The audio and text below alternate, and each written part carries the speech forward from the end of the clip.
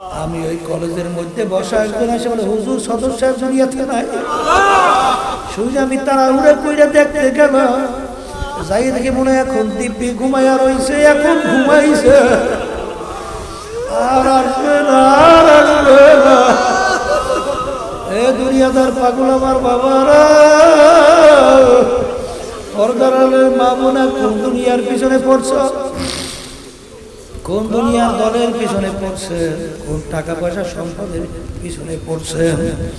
আমি সেই বাজানদেরকে বলবো, পর্দারে মা বোনদেরকে বলবো, আসলে চিন্তা করলে সে কোন ঘটনা, 2 মাস সফর আগে বাজান মা ফিরে গেছিলাম, একটা চরমনের ছাত্র পয়সা বলছে, হুজুর আপনার যখন বিবাহ হয়েছিল তখন স্টেজের পাশে আমরা ছিলাম।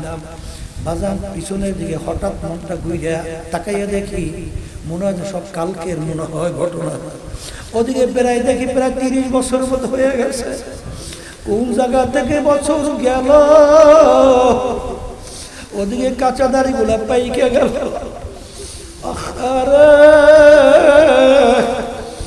এরকম যার যত বয়স হয়ে গেল, পিছনের দিকে তাকাইয়া দেখি মনে হয় সব কালকের ঘটনা। আল্লাহ রাব্বুল আলামিন স্মরণ করাইয়া দেওয়ার জন্য আমার মালিক বলেন, কিয়ামতের ময়দানে একজন আর একজনকে জিজ্ঞাসা করবে, ভাই কাম লাবিস না, আমরা দুনিয়ার ভিতরে কতদিন ছিলাম? একজনে বলবে লাবিস না ইয়াউমান আও বা'দা ইয়াউম, একদিন অথবা একদিনের কিছু অংশ মনে হয় ছিলাম। আর একজনে বলবে না না, আমার তো মনে হয় এক ঘরের দরজা থেকে আর এক দরজা থেকে বের হয়ে আসলাম, এক দরজায় ঢুকলাম, অন্য দরজা থেকে বের হয়ে আসলাম। ফাসআলিল আদি, যে হিসাব রাখছে সেই বলতে পারবে আমরা দুনিয়ার মধ্যে কতদিন ছিলাম। আমার তো মনে হয় ঘরের দরজা থেকে ঢুকলাম, অন্য দরজা থেকে বের হয়ে আসলাম। এ কবরের যাত্রী, আল্লাহর বান্দারা, পর্দার মা বোনেরা,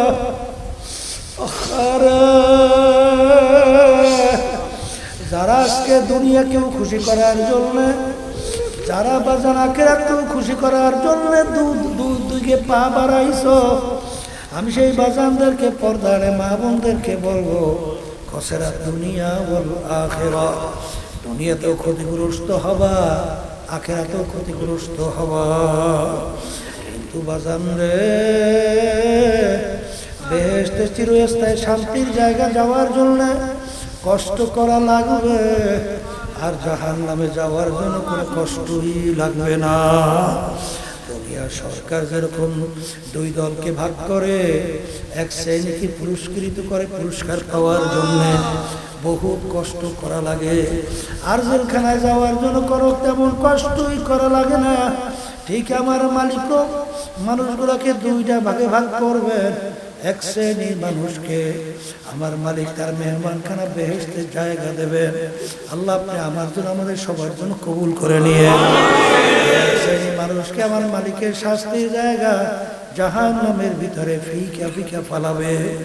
এ দুনিয়াদার পাগল আমার বাবারা, দুনিয়ায় থাকা অবস্থায় মাঝে মাঝে নিরিবিলি একটু চক্ষু বন্ধ করো, তারপর মুরাকাবা করো, কবরের দিকে পা বাড়াও। আজকে বাজান যেই সূর্য আমাদের দুনিয়ার ভিতরে তাপ দেয়, এই সূর্য দুনিয়ার থেকে 9,30,00,000 মাইলের মতো দূরে। যেদিকে সূর্যের তাপ বেশি উপরের দিকে, যেদিকে তাপ কম নিচের দিকে, এই সূর্যের তাপে আমরা পাগলের মতো হইয়া গেলাম, গরম সহ্য করা যায় না।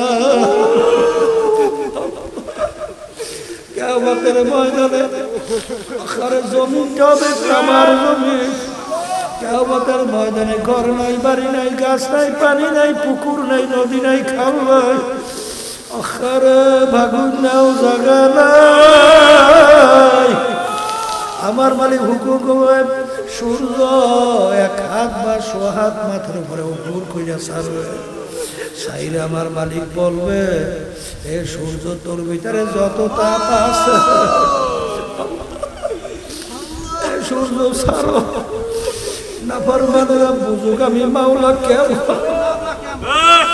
কি যাত না বিষয়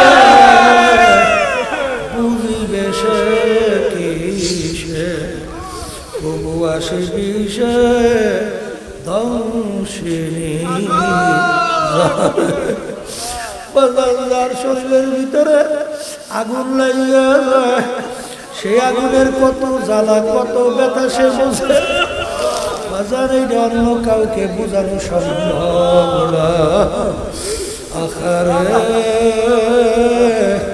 ওই সূর্যের তাপে নাফরমানদের তালুটা টাস টাস করে ফাইটা মগজগুলা ভাতের মতো উতলাইয়া বাইয়া বাইয়া টপ টপ করে পড়তে থাকবে। লা ইয়ামুতু ফিহা ওয়ালা ইয়াহইয়া।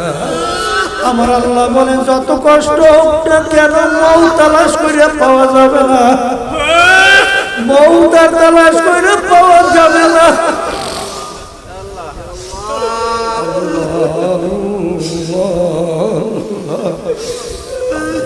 আমাদের সবাইকে মাফ কইরা দিয়ে আখারে আমার বাজারদেরকে বলবো, পর্দারে মা বোনদেরকে বলবো, আমার মালিক জাহান্নামের আগুনকে কেমন ট্যাক্স বানাইছে। আমার মালিক নিজে ঘোষণা করে নারুল্লাহিল মুকাদাতুল্লাতী তাত্তালিউ আলাল আফইদা। জাহান্নামের আগুন এমন তেজের হবে শরীরের যে কোনো জায়গায় লাগবে, কলিজা পর্যন্ত পয়সা যাবে। জাহান্নামের ভিতরে জ্বলবে।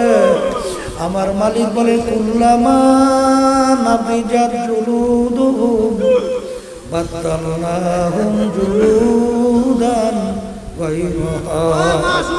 জাহান্নামের আগুনে জ্বলতে জ্বলতে ওদের শরীরের চামড়াটা শরীর থেকে পৃথক হইয়া জমিনের ভিতরে ধরাস হইয়া পড়ে যাবে।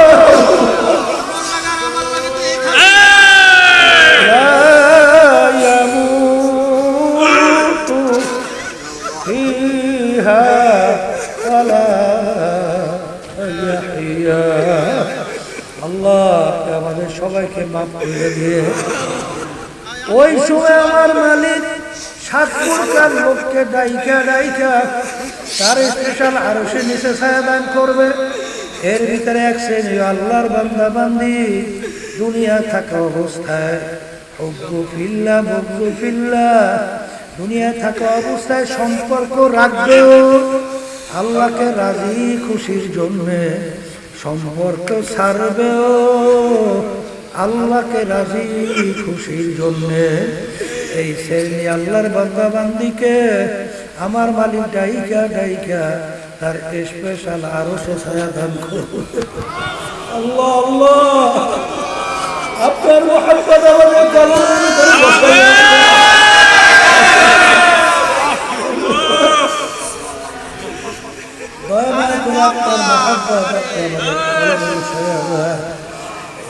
বাজানদেরকে বলবো, পর্দারে মামুনদেরকে বলবো, বাজান মুসলমান বলতেই কিন্তু মন চায় চিরস্থায়ী শান্তির জায়গা বেহেশতে যাব, আর অশান্তির জায়গা জাহান্নাম থেকে বাঁচবো। কিন্তু বাজান শত্রু শয়তান এবং মানুষ শয়তান নফস আম্মারা শত্রু, এই শত্রুর থেকে বাঁচার জন্যই বাজান এই যে তরিকা শোনে, বাজান সহি তরিকা, আমাদের চরমনার তরিকা, সিস্তিয়া সাবিরিয়া তরিকা, এই তরিকার 5টা ঔষধ পুরুষদের জন্য আল্লাহর কুতুবেরা কোরআন এবং হাদিসের ভিতর থেকে পাইছে, তোমার আমার জন্য রাইখা গেছেন। এই আল্লাহর বান্দারা মা বোনদের জন্য 2টা ঔষধ আল্লাহর কুতুবেরা রাইখা গেছে। বাজান আমার দাদাজানের কথা শুনছি, দাদাজান চ্যালেঞ্জ কইরা বলতেন, বাজান তোমরা একটু পরীক্ষামূলক পরীক্ষা কইরা দেখো, যদি তোমাদের কোনো পরিবর্তন না আসে আমাদেরকে গালি দিও। কিন্তু আজ পর্যন্ত আল্লাহর কুতুবদেরকে কেউ গালি দিতে পারে না। যারা এই ঔষধ পালন করছে আল্লাহর ফজল করমে দেখা যায় দিনের দিন তাদের দিল নেকের দিকে ঝুঁকতেছে, গুনাহ থেকে ফিরতেছে। আল্লাহর ফজল করমে চোখ কান্নাওয়ালা চোখে পরিণত হয়েছে। এখন গুনার কথা মনে পড়লে চোখে চাইপা পানি রাখতে পারে না। আমার মালিকের কাছে চোখের পানি বন্ধ বান্দির বলো